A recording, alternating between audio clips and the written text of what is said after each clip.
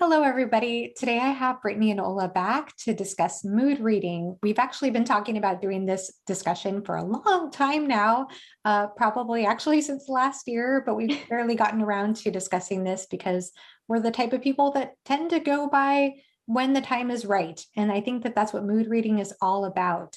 The three of us definitely consider ourselves mood readers. I think most people, if you ask them these days, would consider themselves mood readers. I don't know. I'd be curious though, if any of you are watching this video and you're not a mood reader, actually, please leave a comment below. I'd love to hear from you and your thoughts on anything we share. And of course, if you are a mood reader, we'd love to hear from you as well. Brittany from Books with Brittany, welcome back. And Ola, Wild Witch, welcome back. Thank you.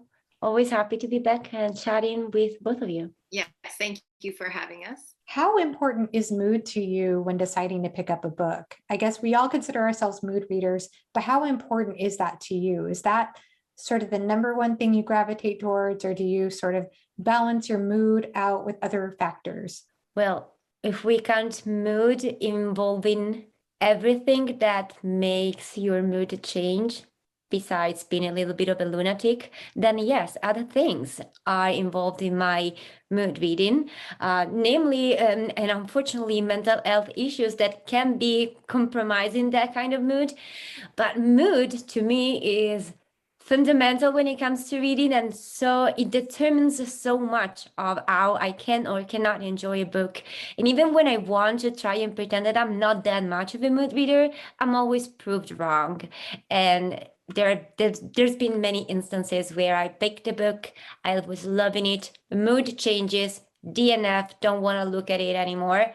Years later, pick it up again, favorite book. That's definitely happened to me as well. I think something I realized just now as you were talking, Ola, is that mood doesn't play that much of a role in when I decide what books that I am planning to read. Like when I'm doing my reading planning for the month, I don't think about what I'm in the mood to read, which sounds weird to call myself a mood reader. It's more so my reading experience and enjoyment is so significantly impacted by the mood that I'm in, if that makes sense. But then again, if I'm within the month and I say I have 10 books to read, whatever one I pick up next, I might do based on the mood that I'm in. Hopefully that's sort of it. Yeah, absolutely. Yeah, that's sort of a big challenge I think I've had, especially since having a channel. Since before having a channel, I didn't have TBRs really. I just was all over the place with whatever mood I was in. And nowadays, now that I'm on BookTube, I guess there is some pressure to have a TBR. I kind of let that go last year. I just thought, whatever, I'm just doing whatever comes up, whatever I want to read, because I had a hard time sticking to TBRs. And I know a lot of people have kind of gotten out of that too. I've seen people go into what's called pile of possibilities or might be read piles. And I think that can be kind of a challenging thing for me sometimes, because I do have certain books I definitely want to get to in a month. And then at the same time, I want to leave room to surprise myself. I think that's actually a big important thing to me, is sometimes I don't know what mood I'm going to be in. And sometimes I kind of like a wild card, like not to expect to pick up the book I picked up off the shelf. Yeah, absolutely. Yeah. I personally love to have like a list of books that maybe are more under my radar in a certain moment. That can mean a year. That does not need to be a week or a month, but just books that I know that I am in general a little more lenient towards. But also what Brittany was saying before, that I don't really think, okay, so what mood I'm in today? I don't often do that. I feel like I have been such a mood reader since when I started reading, that has become like an instinct that I just know what mood and what book can match and not disagree, basically. And sometimes I fail at that, I must be honest, or sometimes the mood changes in the midst of things, but I think it's more instinctual at this point. And truth be told, I never did a single TBR unless back in the days when I was trying to participate in readathons, but that's a whole other topic. That's the only instances where I forced myself to pull something that was likely similar to a TBR, but I can do it. It stress me out. Yeah. So I have a question then. So for Brittany, based on that idea, because that just kind of gave me a question for Brittany. So you have TBRs, right? And do you, when you plan a TBR, is it like, do you plan out the exact order of the books, or is it more like as you're going, you're reading a book and you're starting to feel, I think the next book I want to pick up might be this book in the TBR. Do you leave room for flexibility in what book of your TBR you pick up next? I think that I plan to a degree just for certain buddy reads. So we always have this conversation in my Patreon Discord because we generally read like almost all the books together every month. So I will save like the main buddy read for last. So like I always know I'm going to read that one last, and I usually know which one I'm going to read first, and then I have no idea in between. This month is a rare exception because I have two books that are 800 and 900 pages that I'm listening to, and so it's like I know that I will listen to this and then the next one, but I generally don't plan out exactly what order. And I think for me, the reason that I don't mind doing that to some extent is because I give myself the ability to DNF pretty much anything unless it's a Patreon buddy read. So having the ability to set something down or, you know, save it for later, kind of, it doesn't make me feel like I am chained to that set order of things with no flexibility. So that sort of like makes it easier in my mind to be like, all right, this is what I'm going to do. Because sometimes I will plan a TBR and then DNF like 3-4 books on it just because I can't do it. Yeah. Yeah. I think that also was one of my bullet points too, was just about buddy reading and how to navigate buddy reading and mood reading. And I think that could be kind of a challenge. I guess it's a little less of a challenge if you're just reading a standalone together. But I know I wondered about that for read-alongs with series. And I've only done a couple of series read-alongs with people. And that has honestly been a little bit of a challenge for me. And I've had to fall behind on some of those because maybe my mood just wasn't quite going along with whatever book we were reading or whatever series we were reading. Have you, either of you, ever done a series read-along before? I don't think so.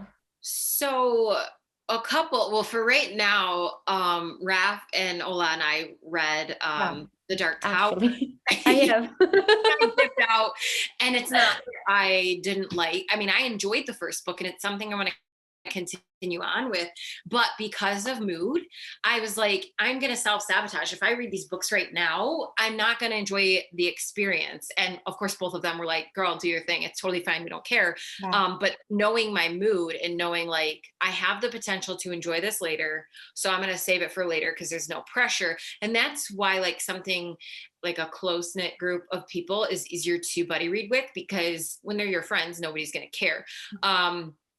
I did do my channel-wide readathon of The Lord of the Rings. So that was 5 because it was The Hobbit, the trilogy, and then The Silmarillion. And that was almost too much for even me because it was a commitment every month. And we all know how I feel about serious commitments at the moment.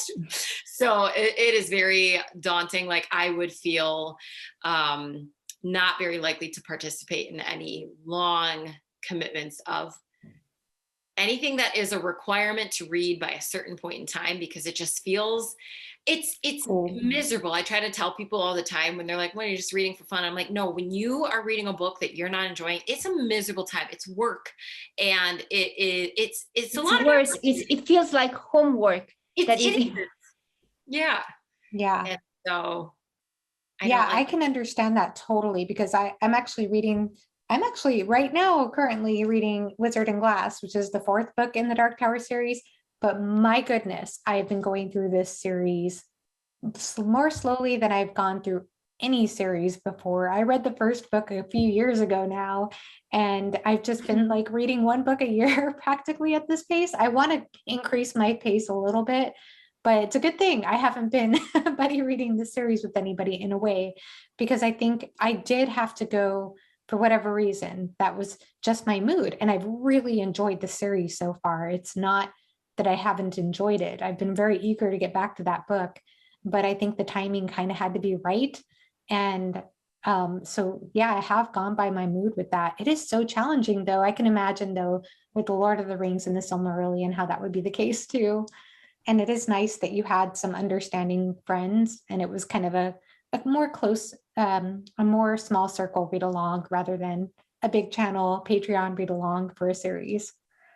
Yeah, because I almost did. People have asked for like a Dune read along. And I mean, I read the entire 6 books last year, one after another, which I love.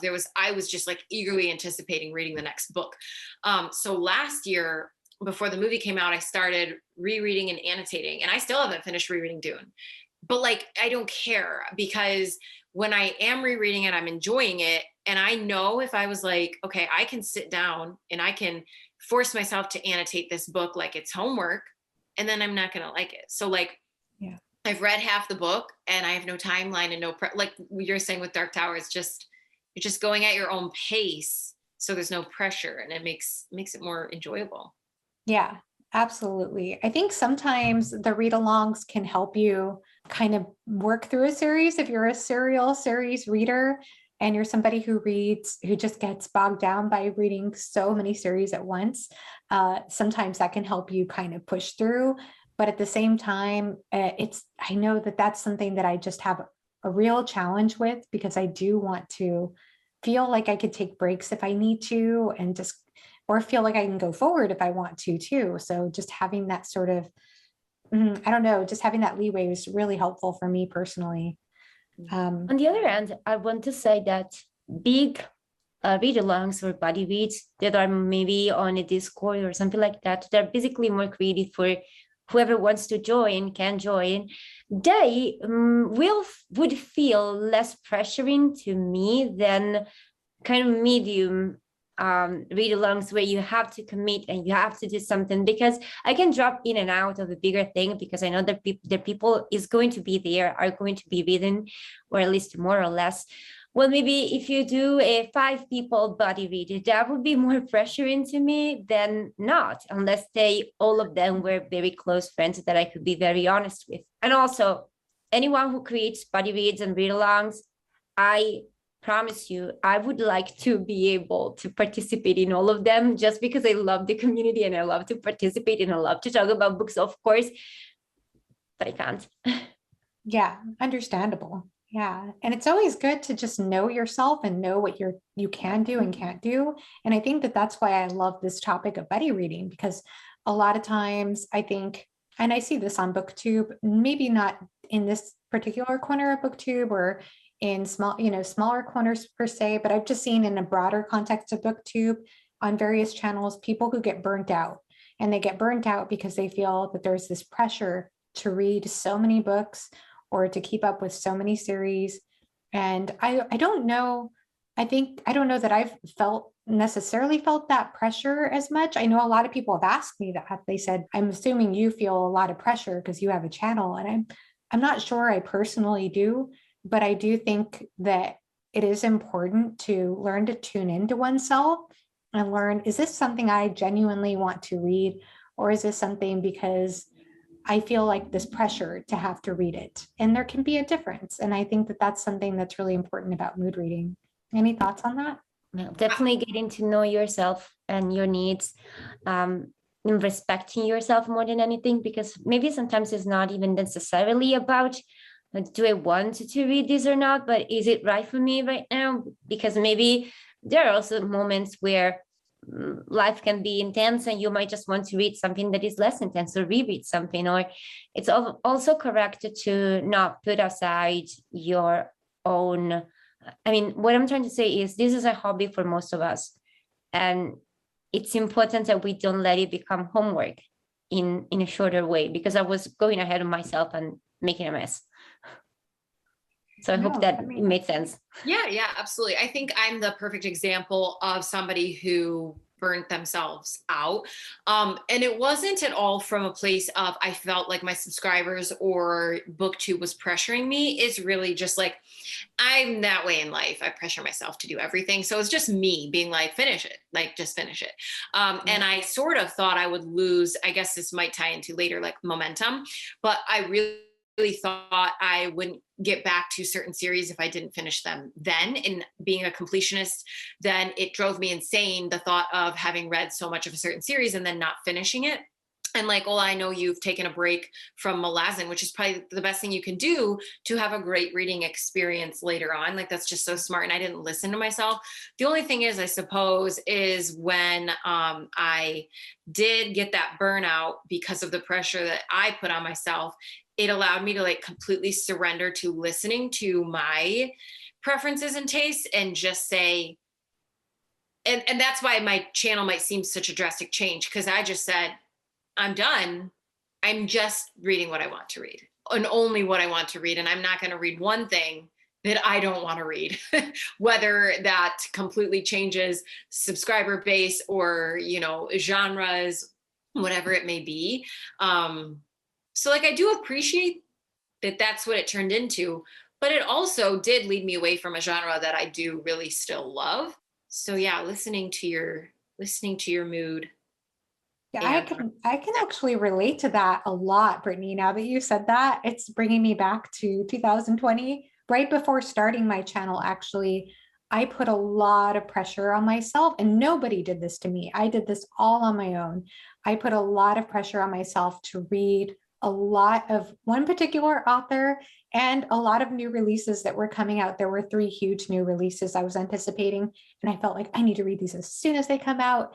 And I don't know why I put that pressure on myself. It makes no sense to me looking back, but I just felt like I had to be part of the conversation and to talk to people. And, you want to, you don't want to wait too long so that you could watch people's videos and engage in discussions and that kind of thing. So I kind of pushed myself through a whole bunch of books in a rather short period of time for me.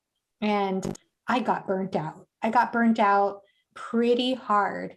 And I think that that's why I made a decision not to pressure myself. And I still do sometimes jump into this anyway if I feel it.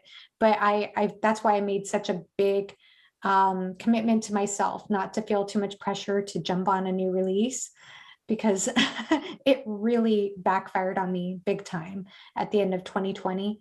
I just felt like I got so burned out. And so I kind of feel like I've missed out. In some ways, I feel kind of sad about it because I feel like I have missed out on a lot of conversations about new releases that have come out this last year a little bit, but more so I don't regret it because I just don't want to relive that burnout. Whereas I think I would have enjoyed those books maybe more. I don't know. I don't even know if honestly I would have enjoyed them more had I spread them out or waited, but I just know enough to know that I'm glad. I don't know. I'm kind of glad I went through it at the same time because I feel like I learned a lesson from it. Yeah. So it's kind of a challenging thing. Yeah. And even both of you, but especially Brittany, and you were especially talking about my Malazan experience. And that was the thing that was going through my mind in the moment, honestly. And I realized that buddy reads and read-alongs are the thing that puts the least amount of potential for burnout for me, because I know very well how to navigate myself within those kind of situations. But when it's me putting pressure on me, I am so good at deceiving myself and telling myself, oh no, you actually wanted to read that, just finish it, just do it, just blah blah blah. And I can be so headstrong and determined that I will not hear any reason about it, and I will try to push myself. And I burn out very easily, but not really for readathons and buddy reads and stuff like that. That is much easier to navigate for me. And maybe that's not common, or maybe it is, I'm not sure. But that's basically my experience with it. And I am learning a lot. And I think that for what I've shown on my channel so far, I've done a pretty nice job about that, both with Malazan, but another series that comes to mind for me is the Books of Babel series. I read Selena Sons last year. I read the book and liked it for many reasons and was not impressed personally for other reasons. And I decided to give up on the series, at least momentarily, because I was not interested. But I was technically following a kind of read-along, very chill on a Discord server, which I don't remember which one it was, honestly, because there were many at the time. And now I have some of my interests that really came back for me. So I think I will want to continue on that series. And I think I did a good thing stopping there. But that was not always the case for me. It took many years of digging myself my own hole and yeah, burning out in there. What I have a quick question really quick that just kind of was that I thought of from this past conversation is I used to, before I had a channel, when I first found out about BookTube and was watching it and was like, this is the greatest thing in the world, I was in the mood to binge series. Like I was always in the mood to complete and just like stay in the world, which is absolutely never the case for me now. And I'm just curious if you guys find yourself in the mood typically to continue on. And I mean, like, not even just one a month, I would read them all back to back to back. If you guys are ever in the mood to do that, or you were, or, you know, how your journey has went with that. I tend to be a series binger, and I've always been. The instances where that does not happen tends to be when it's a reread, because I either know the story. So I just finished rereading the Lord of the Rings trilogy. I read books 1 and 2 like back to back, and then I was not in the mood to keep on reading that, to keep on rereading something. Actually, that was more the case. And I just finished book 3 the other day. So that was an instance where I did not binge the series. But for example, last year when I studied The Poppy War, I read book 1. I finished book 1, I read book 2, and then I decided I'm not going to finish this series. But if I had decided to finish it, I would have finished it.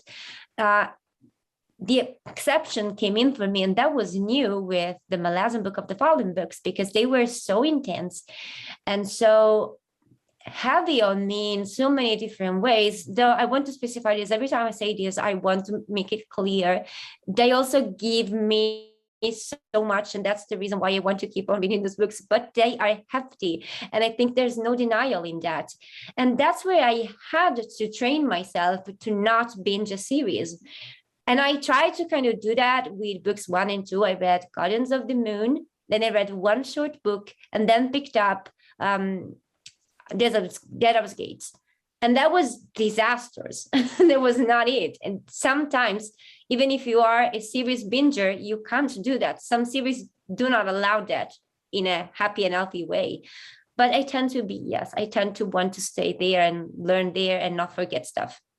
Yeah, I definitely was a huge series binger before I found out about BookTube. So it's hard for me to remember very many series I've read now before BookTube. That's sad. But I know I read like the Song of Ice and Fire books, for example, back to back. And I read all the Witcher books back to back. I remember reading that and the Mistborn trilogy, I guess. And I guess I found out about that right when I found out about BookTube. That's how I found out about that. But once I did find out about BookTube, for whatever reason, I saw people were doing that, spacing out books between series. And I never thought about doing that before. I didn't even know that was allowed. Wow. Weird, but I didn't know that was even allowed in my head. So when I started Malazan Book of the Fallen, actually I didn't know of any BookTube content on Malazan at the time, but I did know about BookTube. And so I did read that book and spaced out the first 3 books more so than I wish I had now looking back. But actually last year, speaking of Malazan, since we're on that, we mentioned that too, I actually did read the last 3 books back to back. And it took me a while. It took me like 3 months, and I didn't really read anything else aside from a couple of audiobooks at the time. And I do not personally regret that decision for me. I think it could have been a timing thing maybe, but I was on it, I did bring up, and we were going to talk at some point about momentum. I very much rely on momentum. And what I mean by that is sort of just the energy. When you have a certain amount of energy towards something, when your energy is elevated to do some kind of task, when your motivation is heightened, and you want to keep going with it without needing to feel like you have to force it, and you want it to keep going. You want to kind of feed that energy so it doesn't kind of go away. So I did feel like I had the sort of momentum going with Malazan with those last 3 books. And so I decided to keep going. And for me, that was the best decision. I feel like I needed to, for whatever reason, some part of me felt like I just needed to complete that series at the end of last year. I didn't want to leave it hanging over to this year. Not that I would have had a bad experience had I done that. I just felt there was something in me that just needed to feel a sense of completion with it. And another thing with I want to bring up with Malazan is that there are so many other series in the Malazan universe, the Esselmott books, and some other books that the Erickson wrote. And I know a lot, I have a friend, for example, who's always telling me how I'm missing out on so much because I haven't read Return of the Crimson Guard or Knight of Knives and all these other Malazan books. And I get that. And at the same time, I have no regrets because I know that I pressured myself to do that with another series, to read all the novellas and all the side stories, and I burned myself out so hard. And I did not want that to happen with Malazan. Maybe it wouldn't have happened, but for me, I needed to just stick to one series and just give my mind that attention, that focus, and not worry about all that other stuff and just let that come in time. And I felt like I made the right decision. I don't care what anybody tells me. And yeah, so that, but at the same time, I did feel like at the same time as doing that, I did feel like I kind of made some sacrifices because I didn't get to buddy read a whole bunch of other books that people were reading last year. I didn't get to be part of the conversation on a whole lot of other books and things.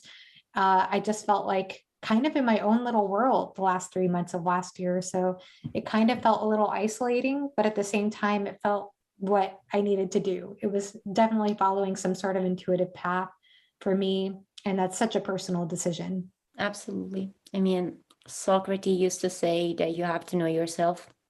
So we can all have that apply to our lives and reading lives. Another thing with momentum for me is not necessarily related to reading a book and then feeling the momentum for that kind of book or that story or that series. Sometimes it happens to me when I have books that I have under my radar, as I was mentioning before, and then maybe I see a review for someone that I trust coming up or something like that. And that sometimes ignites that momentum for me. And I have to grab that moment to read that book because I got in that mood suddenly, and I don't even know how that happened. And I think that's something that can be very interesting. And as I was mentioning before, the reread of Lord of the Rings, I kept on now feeling the right moment to keep up with Return of the King, even though I was very looking forward to reread the ending, especially. And then I don't remember exactly what video, who or when, but someone was talking about Lord of the Rings in general. And I felt like, man, I need to reread that last one. I need to finish that one. I think it was you, Brittany, that asked. Yeah, it was you, Brittany, that had a video talking about which book you wish you read last year, but you didn't. And I replied, Lord of the Rings, Return of the King. And then someone else was talking about Tolkien of Lord of the Rings. And it was just, this is the moment, this is it. And that's a type of momentum that I find myself in a lot of times. And last year, actually, I did something similar to what Brittany is going through with finishing Malazan Book of the Fallen, kind of changing genre for a second. When I decided, okay, this is going to be my break with Malazan Book of the Fallen, I started going into shorter books, more horror, more stuff that I had not touched in the previous part of the year. So I had like a mid-year shift, and then I was like slowly going back into a more varied and less sectorial kind of reading. So yeah, momentum can be weird, but it's something that you should listen to. Yeah. And actually related to that, it's interesting because I think both of you have been an influence on me. I'd love to hear if you get influenced by other people on BookTube and if that influences your mood, because I know both of you have been picking up a lot of books this last year that are not necessarily in the fantasy genre. And I know, Brittany, you've definitely opened up towards a lot of other kinds of genres lately. And I know that that's been very inspiring for me. As much as I personally love fantasy, I think that will always have my heart. But I've been following a few other booktubers recently who actually don't read very much fantasy at all. And they've gotten me to pick up some books that I didn't think I would ever pick up, just some different types of books. And it's definitely brought some new life into my reading life. So I'd just be curious if that affects you in your book decisions, in your mood reading at all. The like influence of who I'm watching. Mhm. Yeah, I think that because when you get burnt out, you sort of just seek new experiences or new I almost even want to say Inspirations. escape, yeah, ways to escape. And so my mood sort of influenced, I suppose, the realm of like BookTube or like who I was watching. And that's brought so many new influences into my reading life. I think that it's not necessarily like having to do with momentum, because with trying out new genres, I almost don't know. I feel like a newbie again. And so it's like, I don't really feel like I'm going to miss out on things. So maybe I'm buying like things that sound interesting where I like the cover, but I don't have that same sense of feeling like I might get left out of the conversation like I did when it came to fantasy and sci-fi new releases. For some reason, I don't have that pressure anymore, which obviously is a really good thing. And even if I am picking up some of the newer things that I hear about, I still sort of want to like work my way backwards. But that's what I did with fantasy too. So when I started getting into adult fantasy, I was like, I want to work through all these older series before I start getting into some of the newer series. So I think that's almost what I'm doing now. But just by listening to the mood for what I'm interested in learning about and what I'm interested in like reading experiences about, it's really helped determine which books I'm going to prioritize for the year, I think. Does that answer your question? Yeah, I think so, for sure. Yeah. And I think that it can be said that you are kind of riding the momentum of discovering new books. Yeah. Rather than something else. It's not like so genre specific, but definitely it's a momentum for you that you are not going to miss on. And it's been very beneficial, I think, for you, because I am seeing, so also it has been for me. I am discovering so many books that you make me want to read. So let's say that. Well, good, good. Yeah. And I think too, you know, I had a minute where I was feeling like I was in the mood for something like I used to read.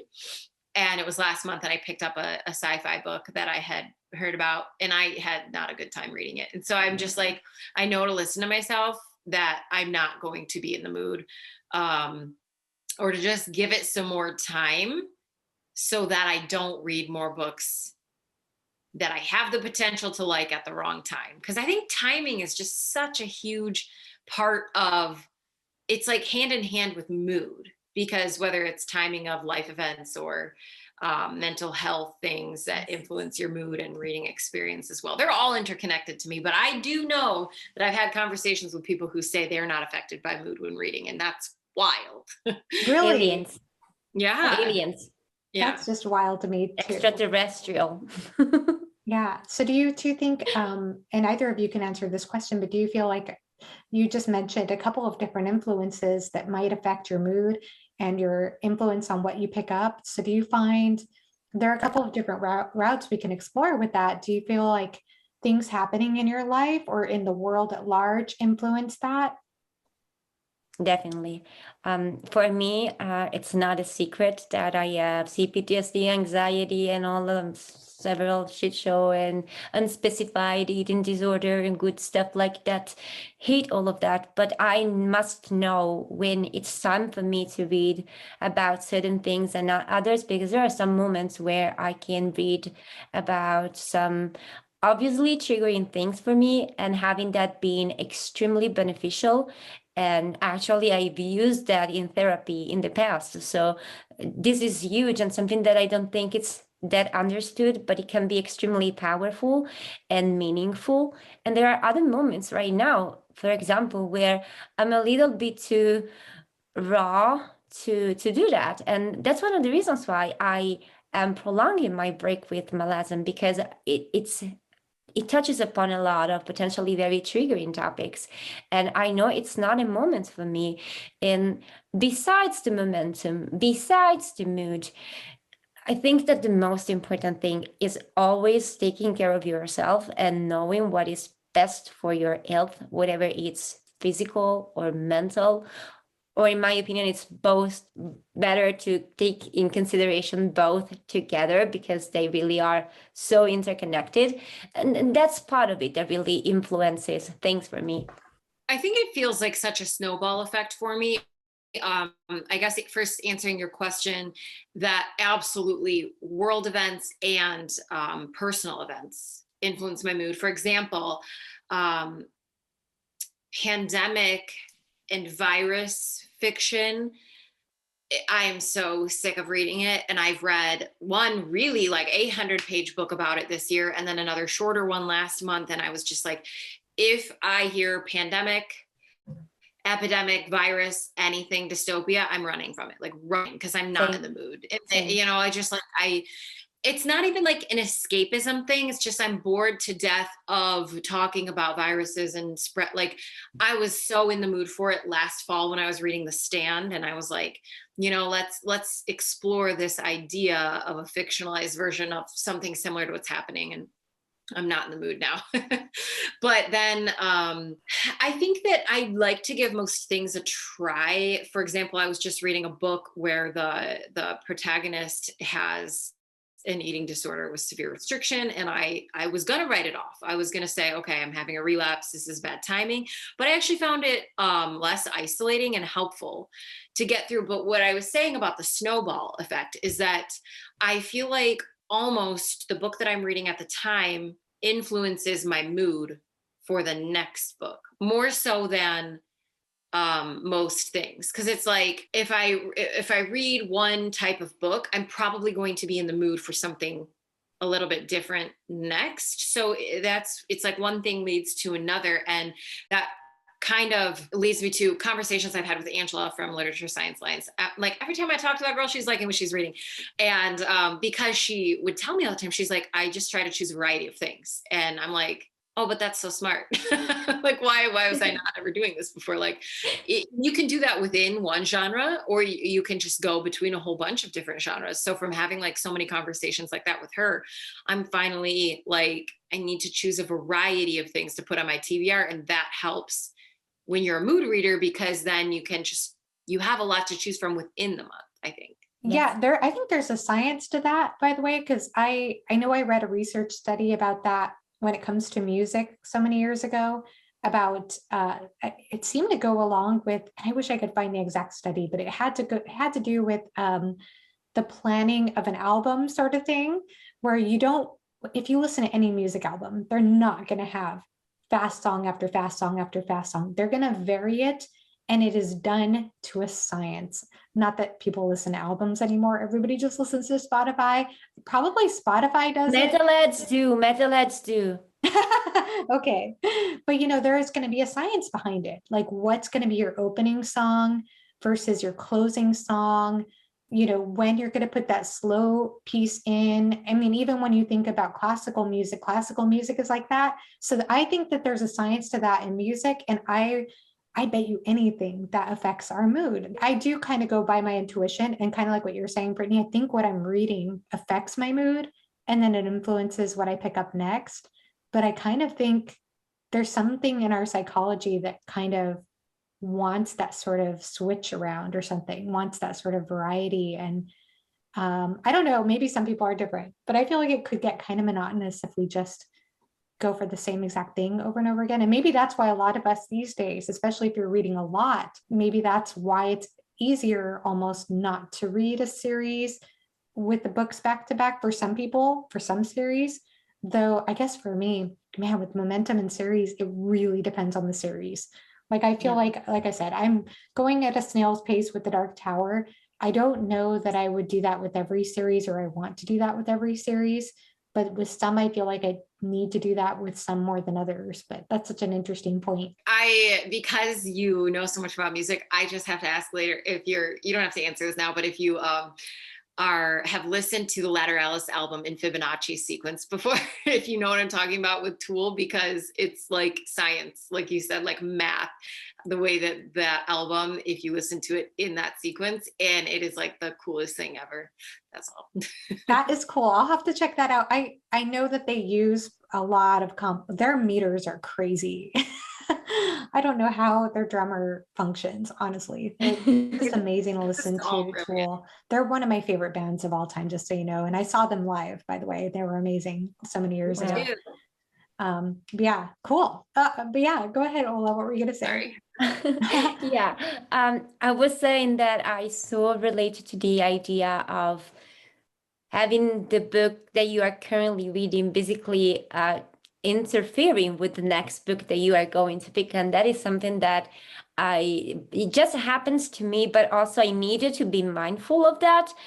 Especially when I am loving a book so much, I am very careful not to pick something identical to that, because I don't want to subconsciously compare it and have a bad experience with the book because it's just different from what I was expecting. And that kind of fits in the momentum kind of idea. I was so much into that momentum, but sometimes even if you are in the momentum, a book's end. It ends and there's nothing you can do about it.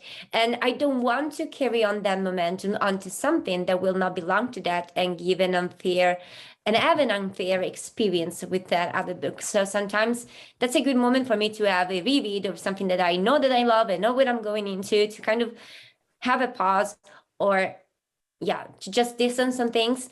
And when it comes to distancing books and having variety, I think that is a kind of innate way that our minds are looking for balance in a way.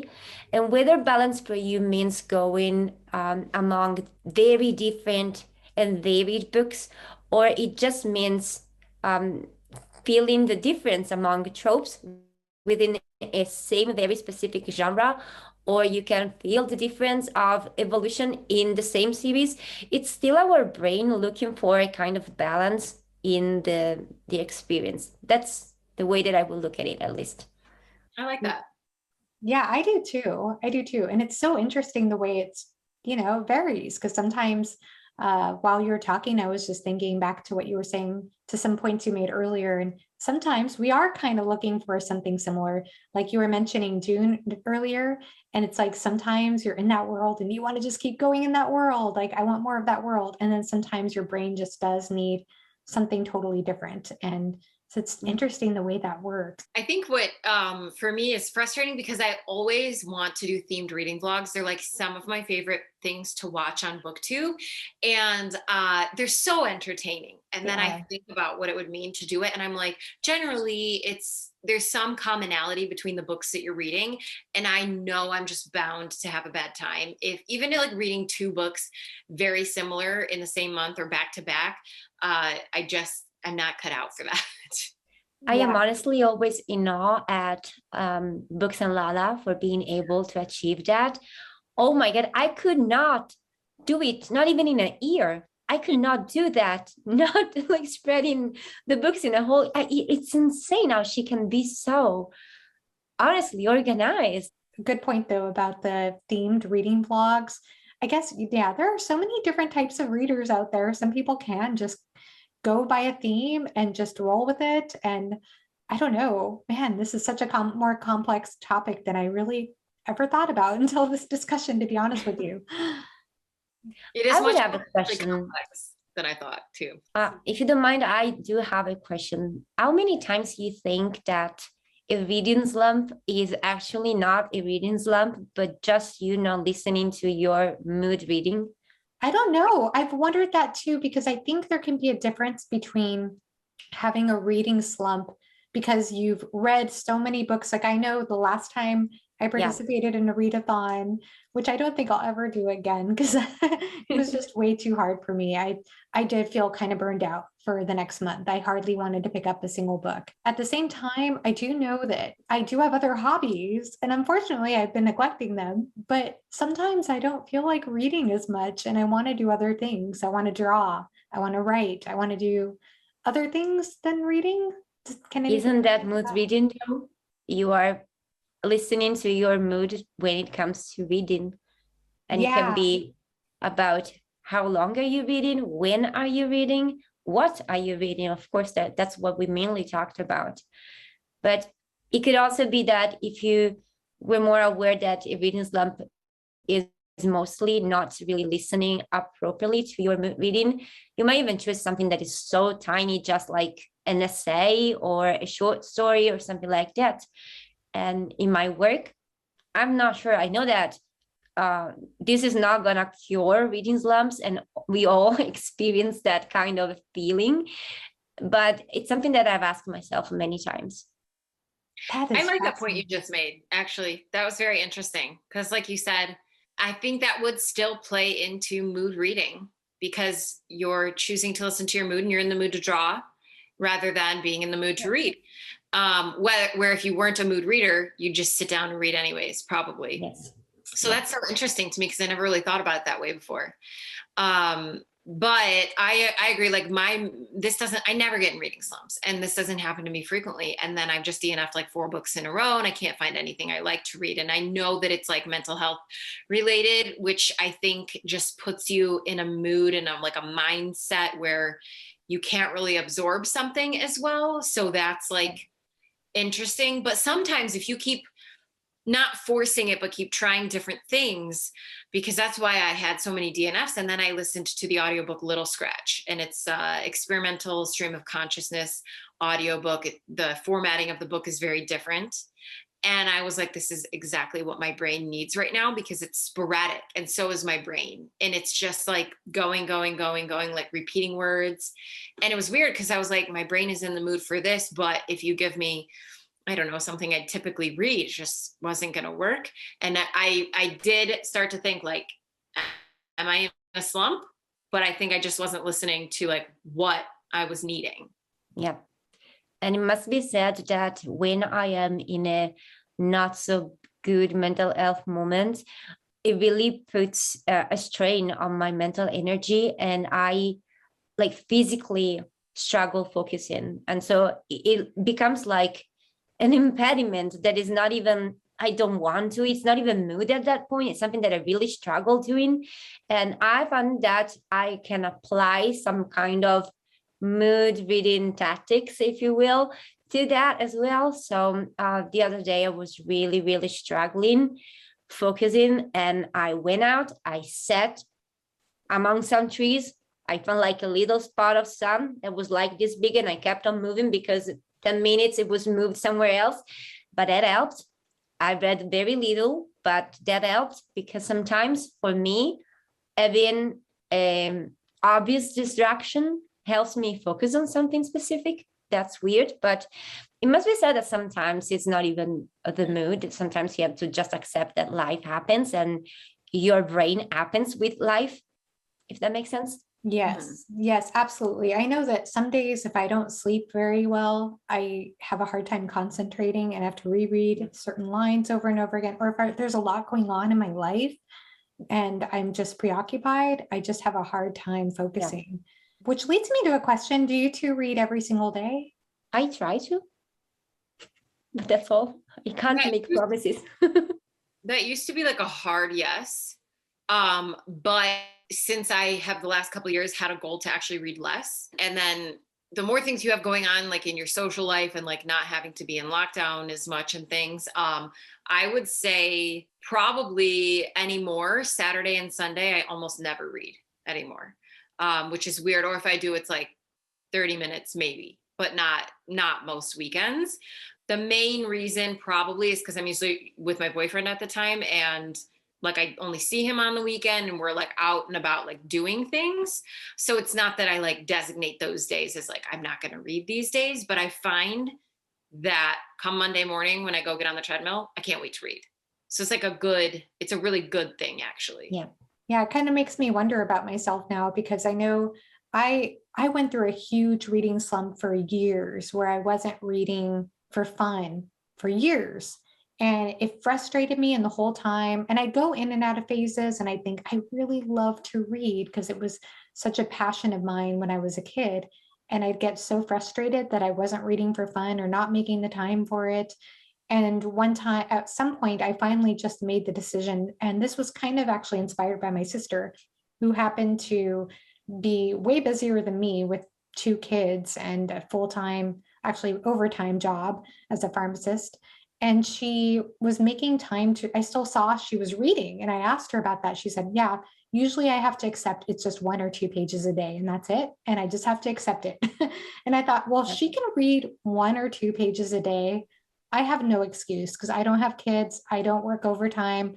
And so I started doing that. I started making a point of reading a minimum of 5 minutes a day every single day. And that was it. And I got through a book that I had been in a huge slump with for years, or for over a year anyway. And from there, I just kept doing it. And I found I was able to suddenly get the motivation to read more and more, and started finishing series and that kind of thing.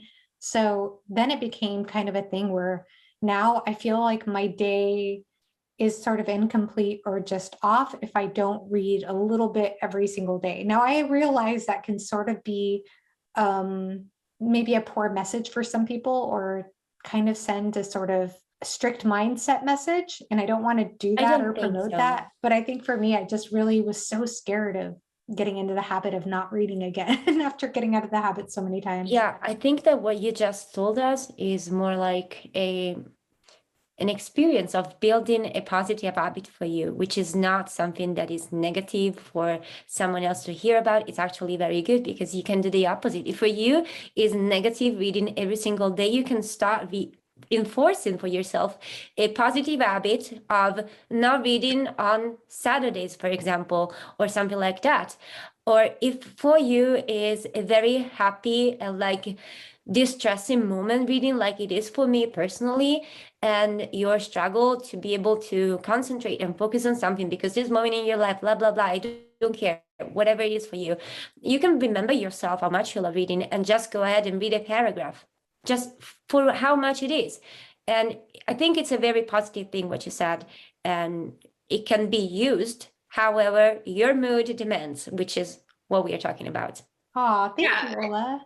I definitely agree. I think that it's important that all types of readers can be appreciated, because I'm sure there's a lot of people that can relate to like setting that goal and incorporating it into your routine and making it part of something that you do daily, which I don't think is bad. And then I'm sure there's probably other people like me where I wouldn't let myself listen to music.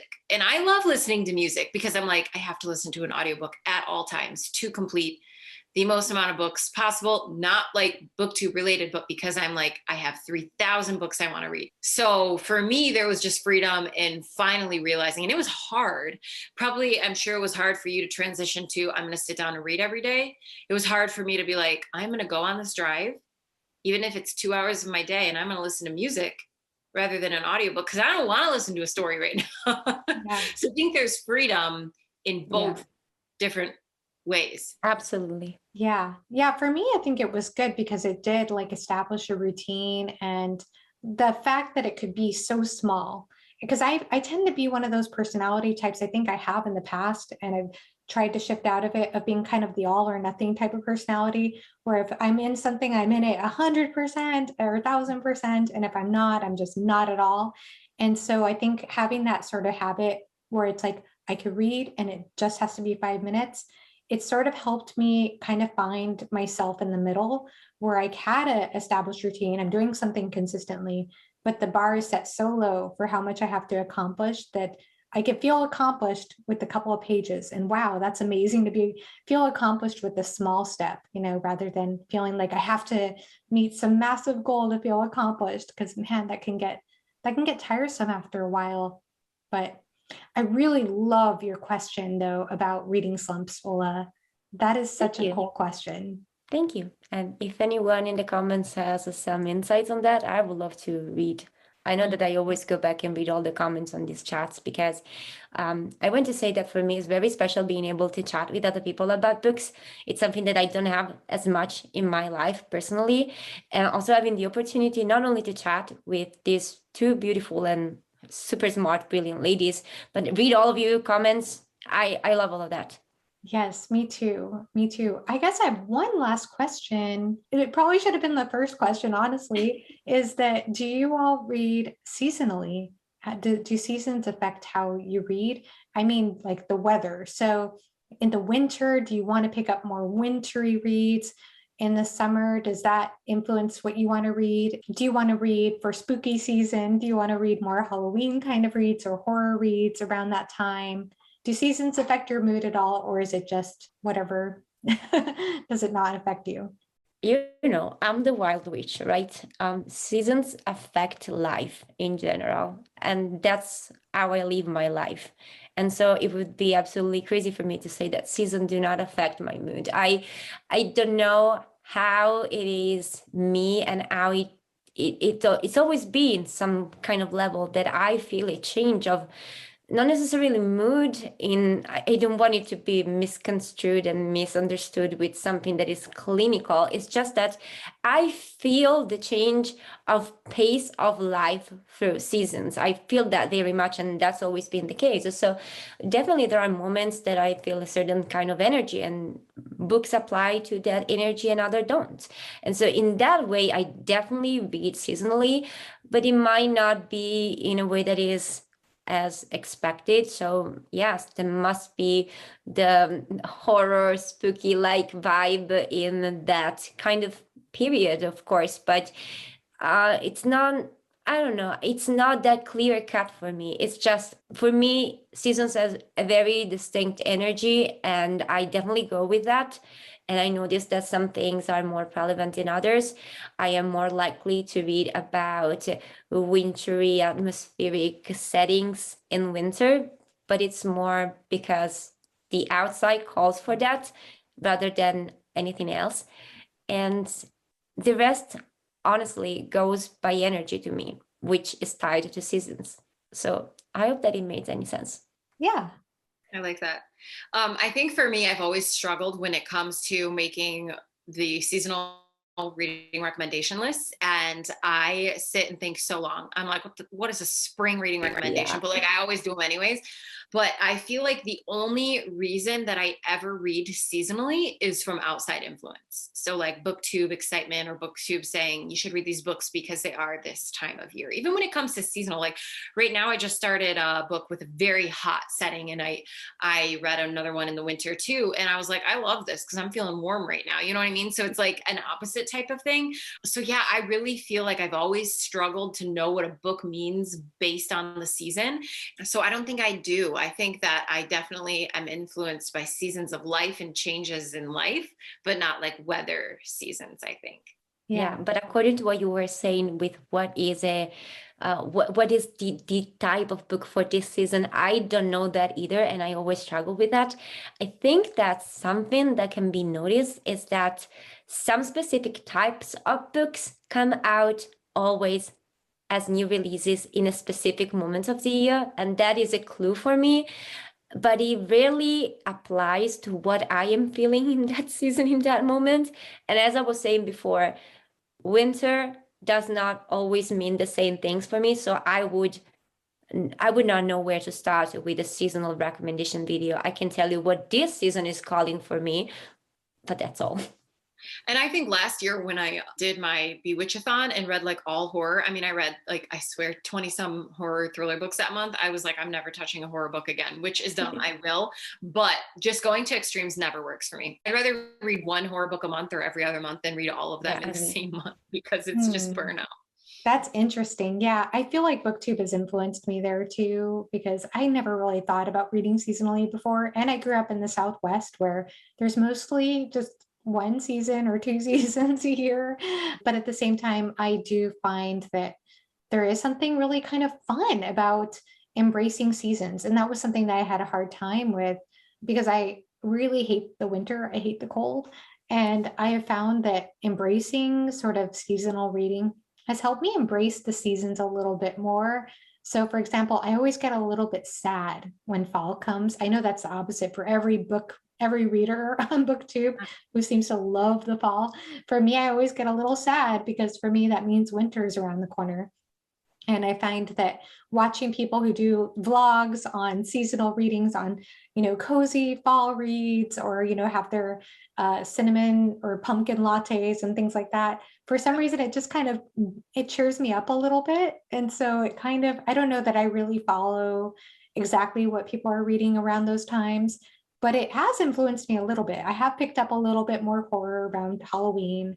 I have, I picked up the Winter Night trilogy when we were doing that read along when it was cold. So I do think it influences me a little bit, and it's actually, I don't know, I kind of like it, honestly. I kind of like, the cozy seasonal vibes that people bring to BookTube. I just think it's kind of fun. Would you say that people who live in places that have a less distinct seasonal change would probably enjoy having more of that seasonal change through their reading, rather than people who live in places where like, oh, it's November, let's be covered in snow, like me? I don't know. Maybe that's something that you can use as a sort of different experience that is not that stark in your actual real life.